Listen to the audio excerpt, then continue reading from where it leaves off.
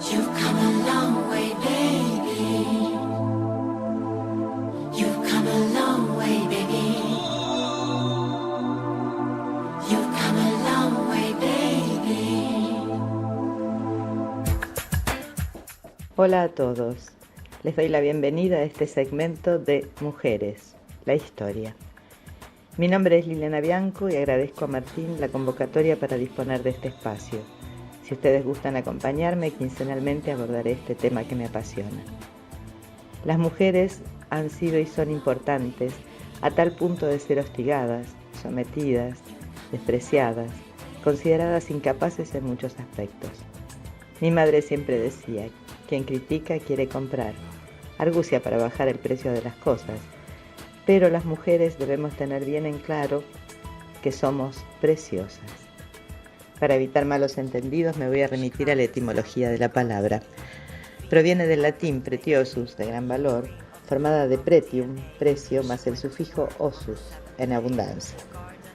Tal vez sería más correcto decir que las mujeres son inapreciables, ya que su valor excede cualquier límite.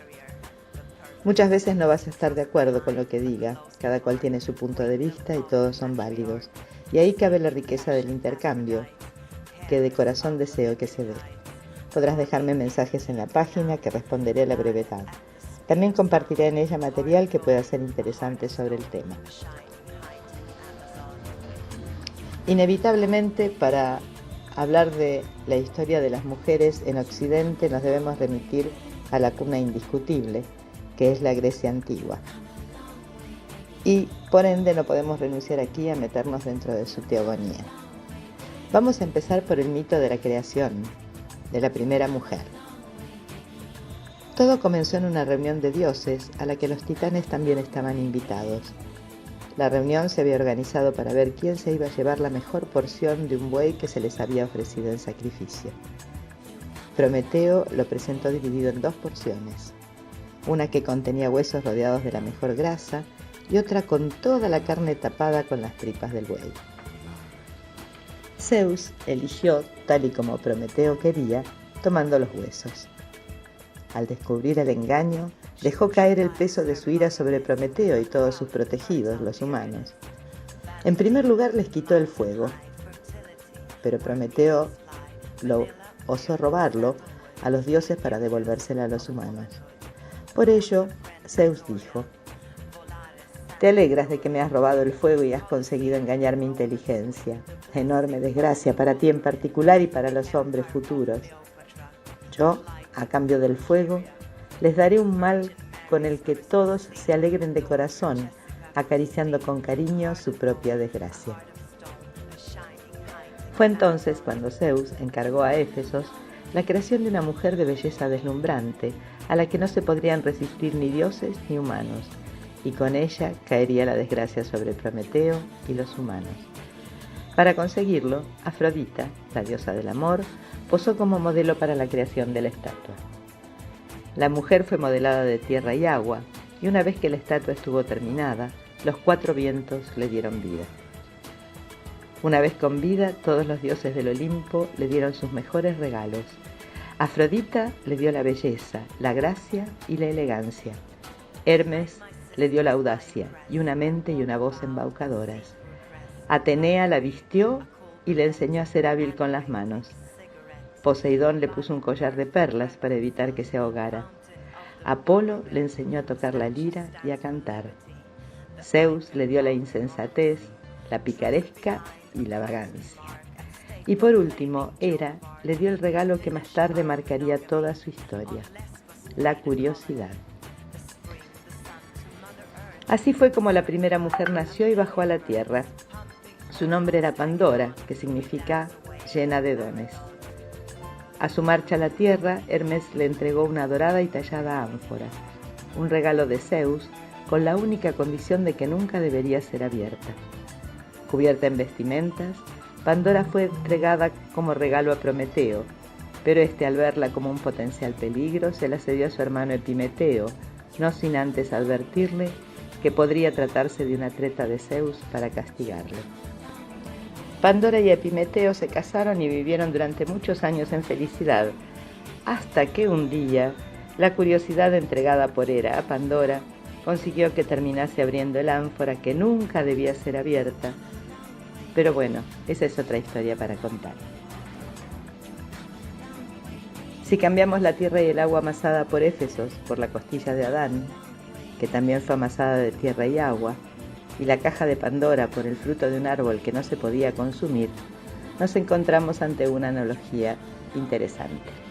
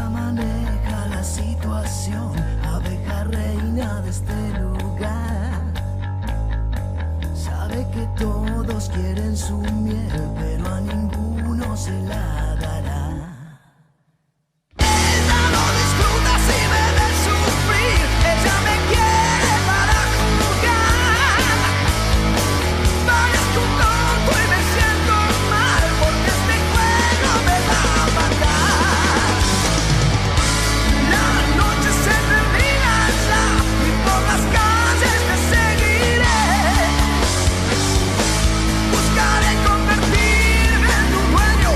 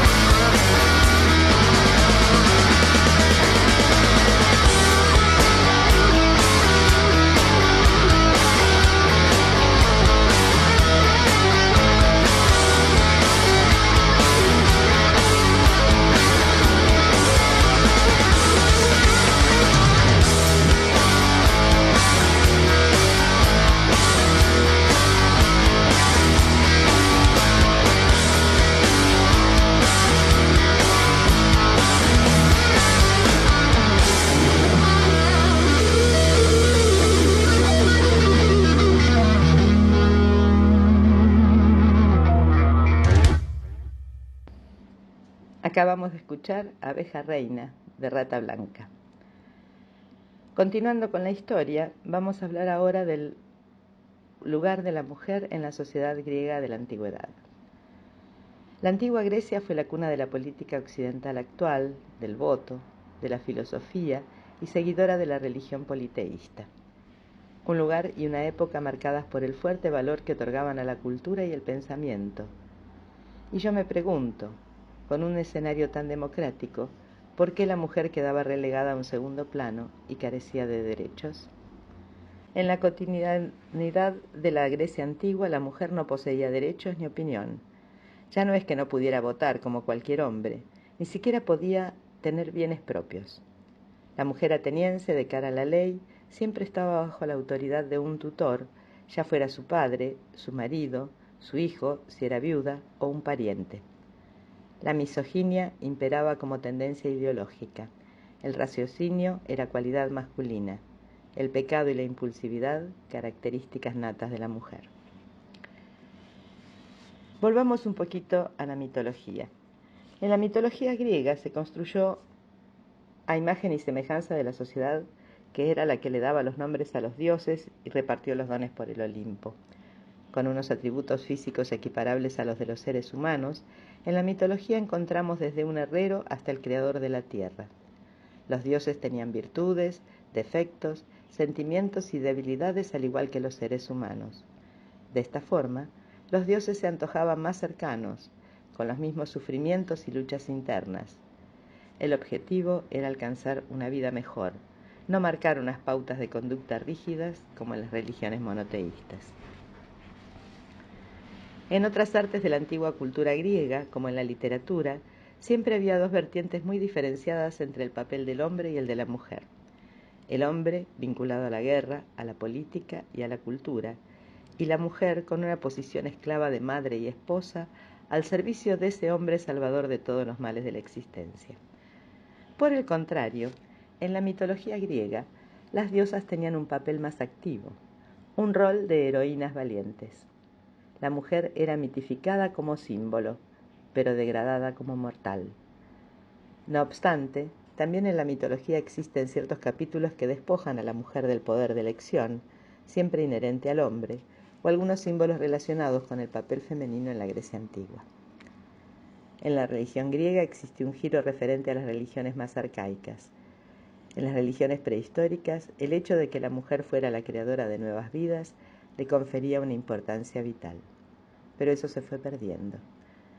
Ya en la mitología griega del Panteón, se le quita esta cualidad generadora de vida que se deposita en Zeus, quien fecunda la tierra a través de la lluvia.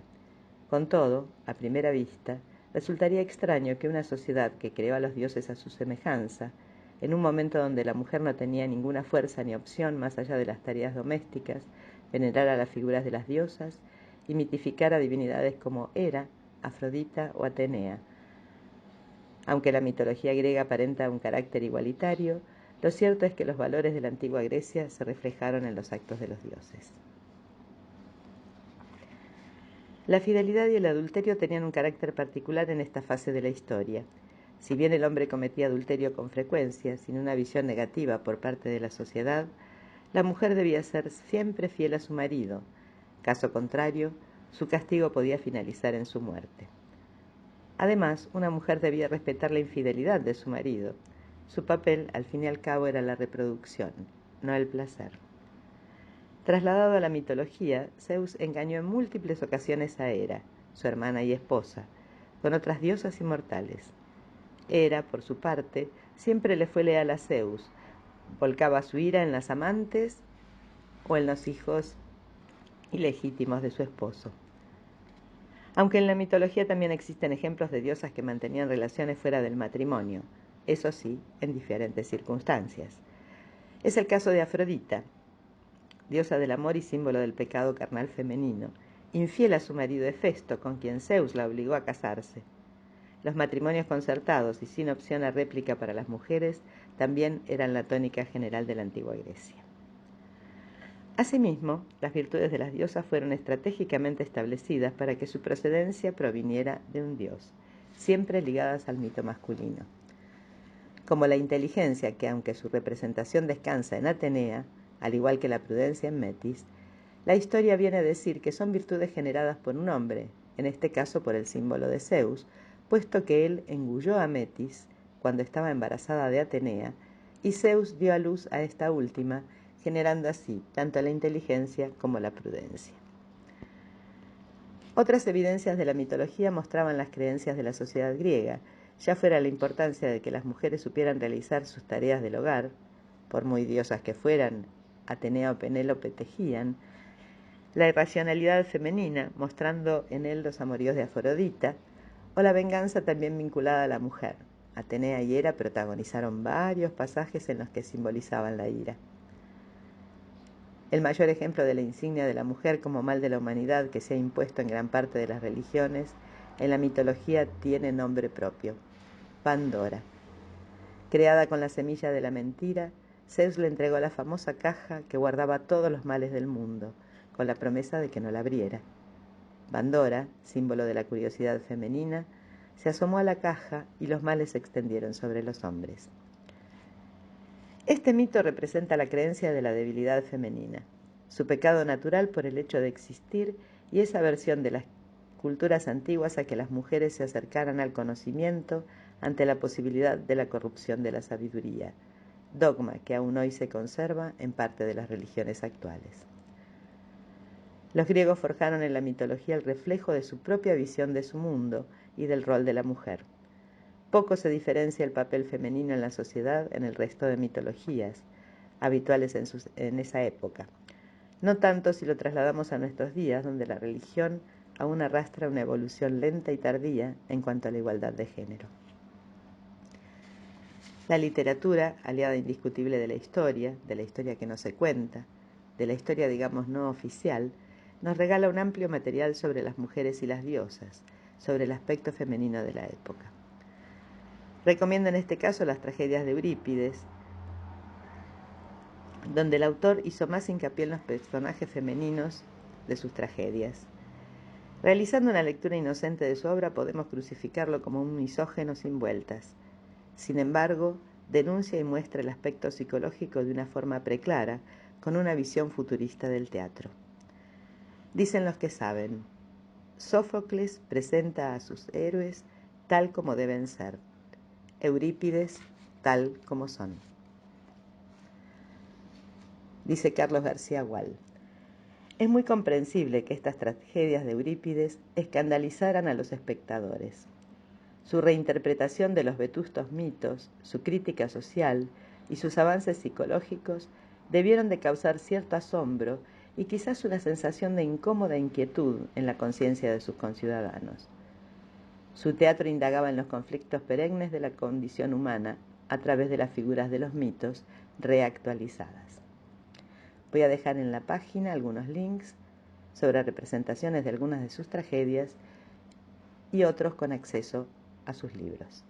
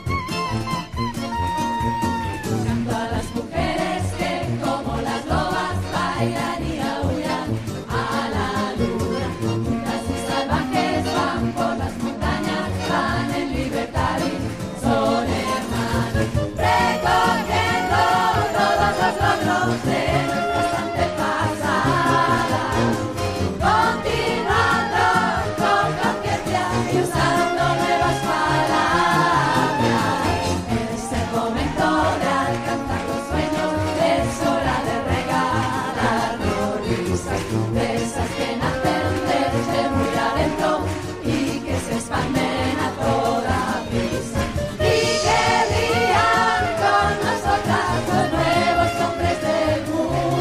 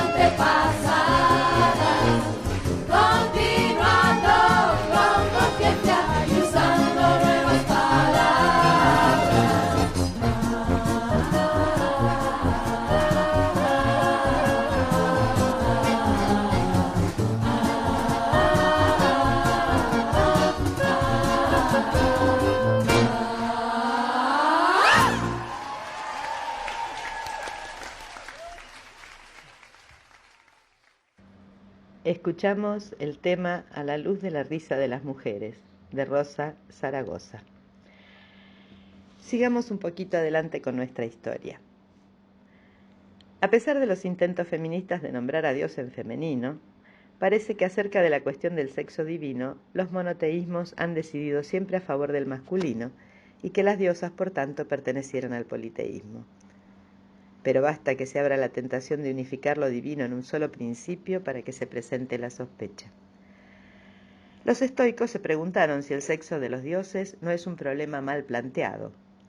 No hay dioses machos y hembras, sino solo nombres afectados de un género gramatical. Los estoicos también afirman que hay un solo Dios, cuyos nombres varían según los actos y las funciones, de donde incluso se puede desprender que las potencias tienen dos sexos, masculino cuando están en acción y femenino cuando son de naturaleza pasiva. Es decir, solo hay un Dios y una misma potencia, que según sus funciones recibe diferentes nombres, entre los hombres Sol, Apolo, Liber, entre las mujeres Luna, Diana, Ceres, Juno, Proserpina. Este concepto, haciendo una asociación libre, podemos verlo reflejado en el yin y el yang de Oriente o viceversa, es decir, o ver reflejado en esta postura de los estoicos sobre el aspecto femenino masculino de los dioses de acuerdo a las funciones o sus actos, ¿no? Sin embargo, en la reflexión griega sobre los dioses, la diferencia de los sexos es un criterio pertinente, aun cuando no desempeñan en el Olimpo el mismo papel que en el universo de los hombres mortales, cosa curiosa dada su creación humana. Hesíodo precisa que los dioses, todos, machos y hembras, están comprometidos en la misma acción. Por ejemplo, cuando en la Teogonía, ese gran relato de la sucesión de las generaciones divinas, ha llegado el momento de que los hijos de Crono libren la lucha decisiva contra los titanes, ningún inmortal, sea dios, sea diosa, podía desoír el llamamiento. En el mundo de esos dioses, la guerra no es atributo exclusivo de los hombres. Atenea tiene el mismo valor que Ares, y en la llanura de Troya, las diosas se presentaban con la misma alegría de corazón en ambos bandos del conflicto. Tal vez el modo de abordar el tema podría ser gramatical, como decían los estoicos. No es inútil recordar que hay en griego dos maneras igualmente legítimas de designar a una diosa, recurriendo a la voz tea, forma femenina de teos, o empleando el propio término teos, morfológicamente masculino, precedido del artículo femenino o precisado por el contexto. O teos, el dios, teos, la diosa. Veamos, por ejemplo, en el himno homérico a Afrodita, el diálogo entre Anquises y la diosa que quiere parecer humana. En los versos 109 y 110 leemos: No, no soy teos.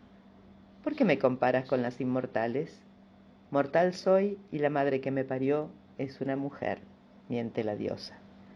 Y más adelante, en los versos 185 y 186, Anquises responde: Apenas te he visto con mis ojos, Tea, he comprendido que tú eras Teos. Y volvamos un poquito a la música.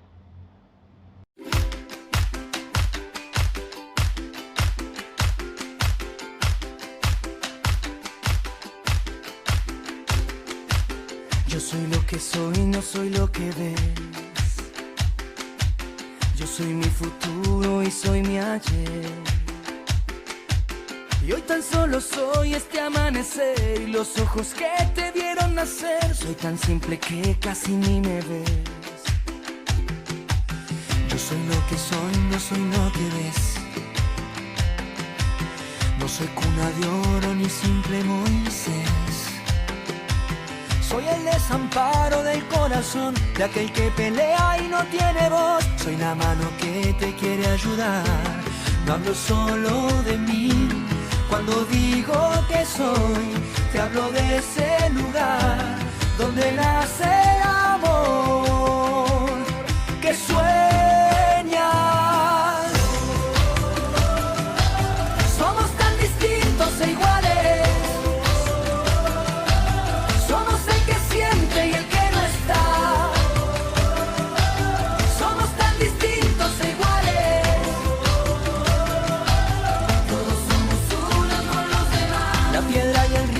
cielo y la flor. Todos somos uno con los demás. El lobo, el cordero y el mismo Dios. Todos somos uno.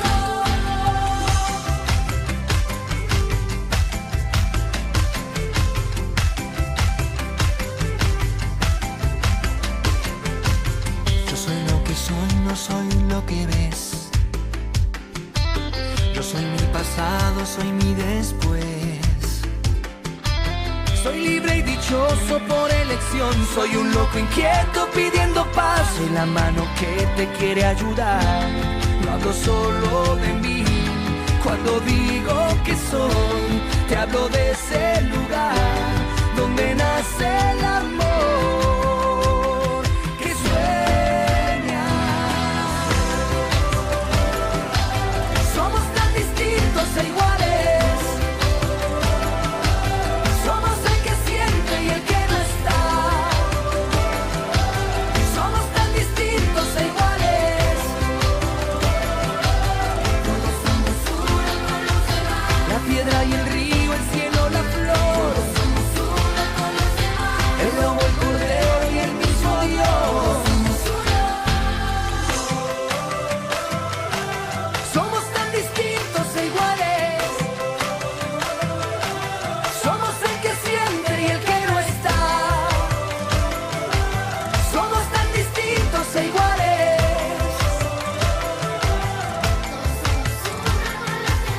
Todos somos uno con los demás. Todos somos uno con los demás. Somos tan distintos e iguales. Somos tan distintos e iguales. Acabamos de escuchar el tema Somos Uno de Axel. Continuando con nuestra historia, el término Teai, las diosas. Teai. Si se olvida por un instante que Tea puede reemplazarse por Teos, quizás se sienta la tentación de buscar en cada diosa la encarnación de un tipo femenino, construyendo de ese modo una galería o sistema simbólico de femineidad. Muchos ya han sucumbido a esa tentación. Vamos ahora a adelantarnos un poco en el tiempo, a espiar un poco el trabajo de Jung sobre los arquetipos y el inconsciente colectivo. Para ver esto debemos señalar el aporte previo de Freud, quien desarrolló el concepto de inconsciente. Para este autor, la personalidad del individuo tenía una dimensión consciente y una más amplia, inconsciente, además de una intermedia a la que denominó preconsciente. Sin embargo, el inconsciente para Freud poseía la particularidad de ser personal, es decir, los contenidos que incluía podían ser tanto actos latentes y temporalmente inconscientes, como deseos, intenciones, como procesos personales reprimidos. En segundo lugar, Durkheim desarrolló la noción de representación colectiva. Para este autor, las representaciones colectivas son el producto de una inmensa cooperación extendida no solo en el tiempo, sino también en un espacio. Una multitud de espíritus diferentes han asociado, mezclado, combinado sus ideas y sentimientos para elaborarlas. Amplias series de generaciones han acumulado en ellas su poder. Se concentra en ellas un capital intelectual muy particular, infinitamente más rico y complejo que el individual. Estas representaciones colectivas deben entenderse como categorías que trascienden al ser individual para recoger una serie de ideas esenciales, como el tiempo, el espacio, la causalidad, la cantidad, que de no ser homogéneas harían imposible la vida en común. Las representaciones colectivas de Durkheim constituirían el conjunto de los conocimientos que gobiernan la vida social del sujeto. Toda esta información tiene la cualidad de ser consciente. Jung recoge elementos tanto del inconsciente freudiano como de las representaciones colectivas de Durkheim, creando una nueva instancia, la noción del inconsciente colectivo.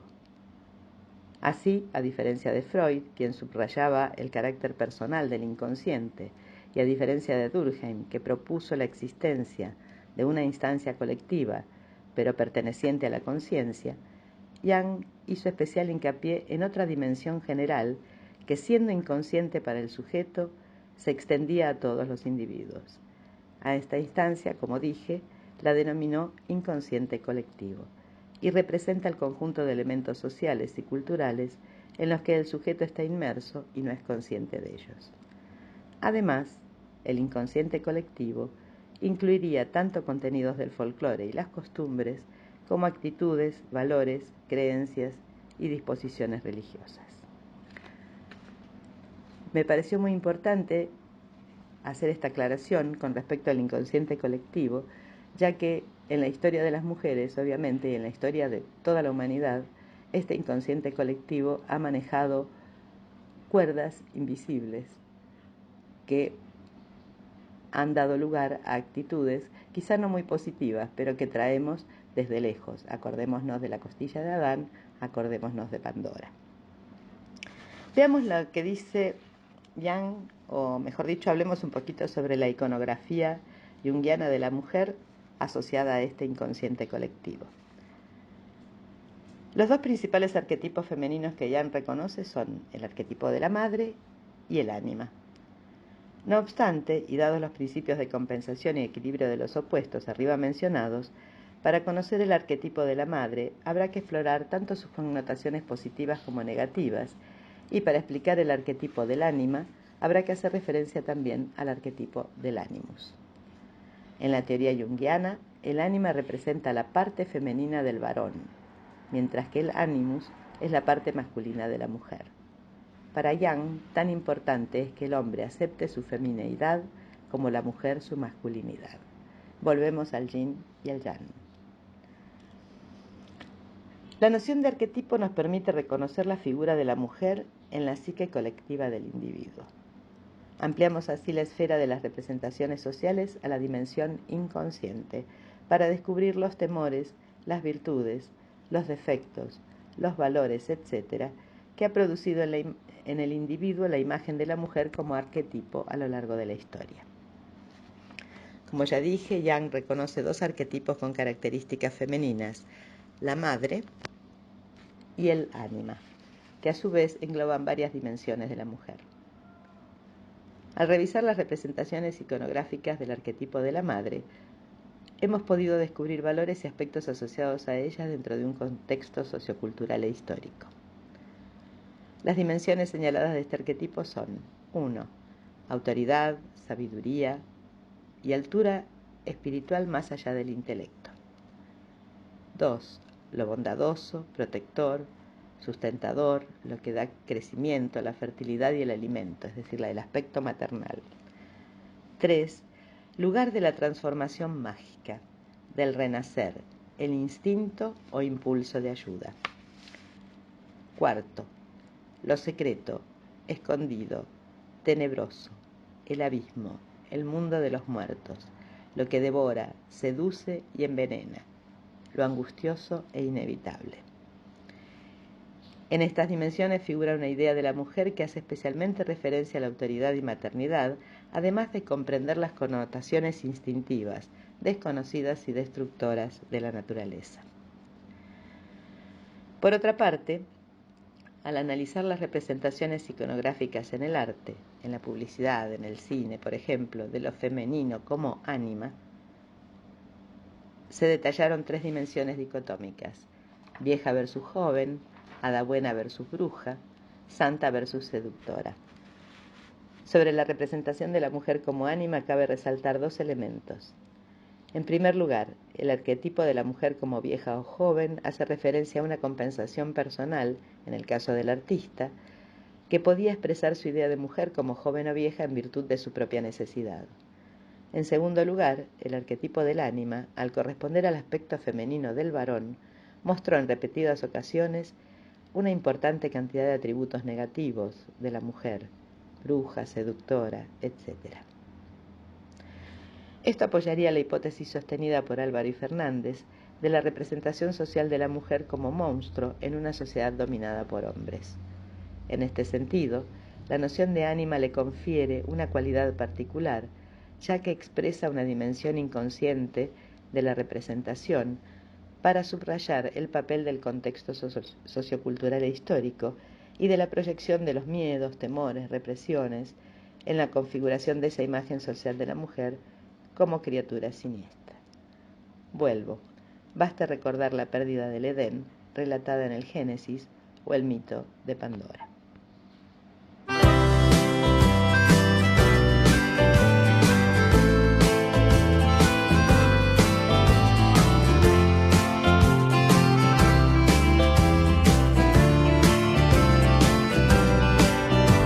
Por vos tengo estos ojos, esta forma de mirar, esta poca paciencia y mi voz para cantar. Un ángel que me cuida, un hijo que criar, la luz que me ilumina y también mi oscuridad. Un padre que es un roble, una caña de pescar y una zamba triste que no logro terminar. El piano de la abuela y dos hermanos más, que son los que me guían cuando empiezo a derrapar. Te quiero y lo voy a gritar a los cuatro vientos. Ya no voy a ocultar mis sentimientos.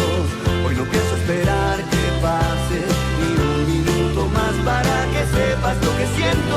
Te quiero y lo voy a gritar a los cuatro vientos. Ya no voy a ocultar mis sentimientos. Hoy no pienso esperar que pase ni un minuto más para que sepas lo que siento.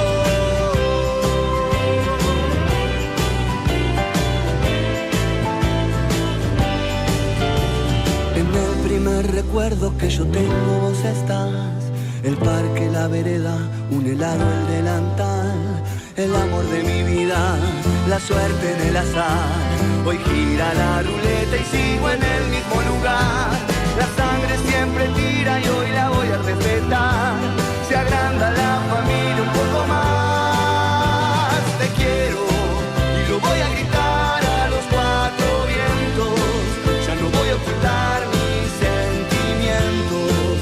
Hoy no voy a esperar que pase ni un minuto más para que sepas lo que siento.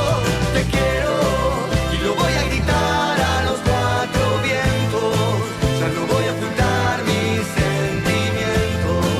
Hoy no pienso esperar que pase ni un minuto más para que sepas lo que siento.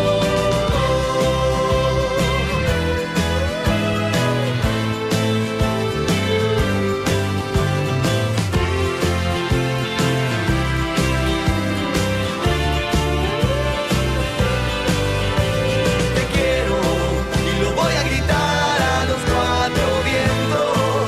Ya no voy a ocultar mis sentimientos. Hoy no pienso esperar que pase ni un minuto más para que sepas lo que siento.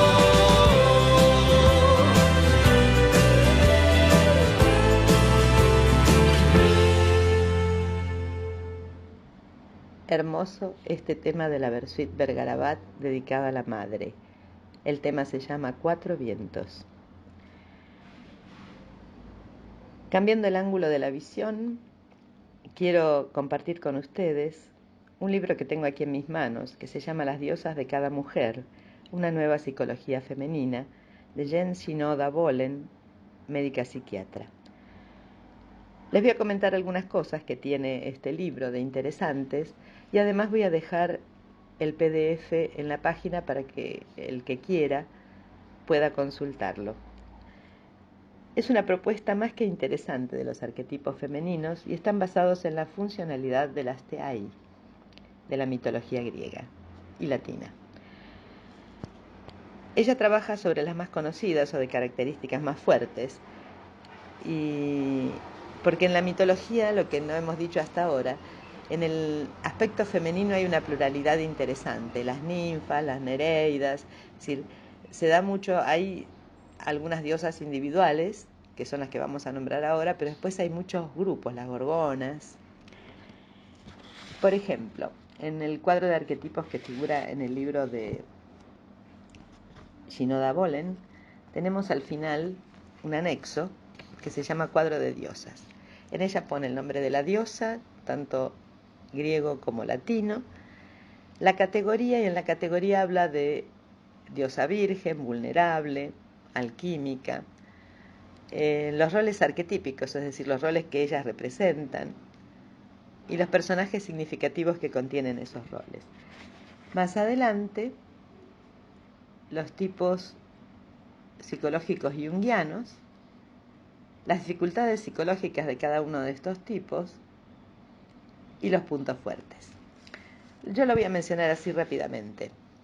Artemisa, Diana, diosa de la casa y de la luna. Es una diosa virgen. Los roles arquetípicos son hermana, competidora, feminista. Los personajes significantes pueden ser compañeras, hermanas, la madre, un hermano. El tipo psicológico junguiano, habitualmente extrovertida, intuitiva, sensible. Las dificultades es la distancia emocional, cierta rudeza, cólera. Y los puntos fuertes es la capacidad para establecer los objetivos propios y alcanzarlos. La independencia, la autonomía, la amistad con las mujeres. Y así va mencionando a Atenea, a Hestia, a Hera, a Deméter, a Perséfone y a Afrodita. Como les dije, las más principales. Les dejo entonces el PDF para quienes quieran consultar este cuadro o cualquier otra cosa interesante que puedan rescatar de este libro que, como les dije, realmente es una propuesta fácil, entradora, está muy escrito de una manera muy amena y bueno, y que nos da un panorama un poco de los arquetipos femeninos. Bueno, cerramos con esto la visión griega arcaica de lo divino. Después en Grecia aparecerá la construcción de su teogonía según un modelo de genealogía constituida en forma de panteón. Y podemos descubrir que en esta construcción de origen de lo divino son las diosas las que han puesto en movimiento la historia de los dioses y un dios quien las ha detenido. Bueno, ya vamos finalizando este primer programa. Los espero dentro de 15 días para ver cómo continúa la historia y para hablar de otras cosas interesantes.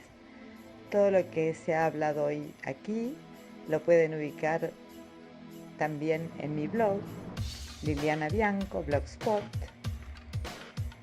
y ahí también van a encontrar material como el caso del libro del que les hablé y otros artículos o las obras de Eurípides, en fin, todo el material que yo les pueda proporcionar sobre las charlas que vamos compartiendo. Que tengan ustedes una hermosa quincena. Muchas gracias por estar.